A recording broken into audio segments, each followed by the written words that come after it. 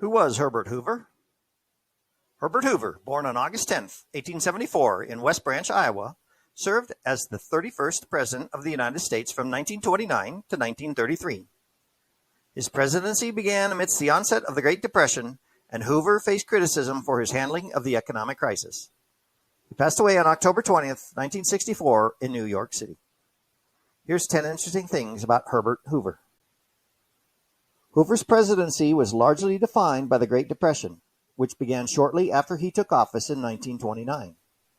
His initial response, rooted in a belief in limited government intervention, failed to effectively address the economic turndown. The shantytowns that emerged during the Great Depression were mockingly referred to as Hoovervilles, in protest of the perceived inadequacy of Hoover's policies to alleviate poverty and unemployment. In 1932, a group of World War I veterans, known as the Bonus Army, marched on Washington, D.C., demanding early payments of bonuses promised for their wartime service. Hoover's decision to disperse the protests with military force was widely criticized. Hoover signed the Smoot-Hawley Tariff into law in 1930, raising tariffs to protect American businesses. However, this move exacerbated the economic downturn by triggering retaliatory measures from other countries, contributing to a global economic decline. Despite his general reluctance toward direct government interventions, Hoover did initiate some public works projects to stimulate the economy. However, these efforts were seen as too little, too late, given the scale of the economic crisis. The agricultural sector faced a severe crisis during Hoover's presidency, with falling crop prices and widespread foreclosures.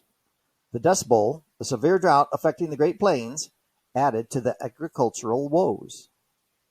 Hoover Dam, originally known as Boulder Dam, was a major public works project initiated during Hoover's presidency. Although the dam provided jobs and electricity, it did not significantly impact the broader economic challenges facing the nation. Hoover established the Reconstruction Finance Corporation in 1932 to provide financial support to struggling banks and businesses. However, the RFC was criticized for primarily benefiting large corporations and not addressing the needs of ordinary citizens. Hoover faced a significant defeat in the 1932 presidential election against Franklin Delano Roosevelt.